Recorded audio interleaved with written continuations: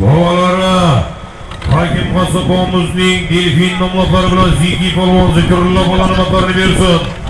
Zikrullo polvon gilamik 200 ming so'm berasiz. Aka yerda do'stlar. Otsuranmi yigitlar? Uni cho'porsa Qahramon polvonnikini beramiz keling. Uni alohida cho'poringlar, elektrobejik 200 ming so'm aylantirib solasizlar.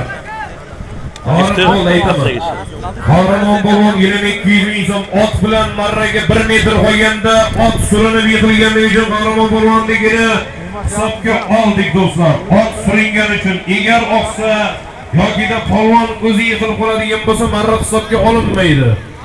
Alloh xudo ko'rsatmasin ot surmadigan bo'lsa marra hisobga olinadi.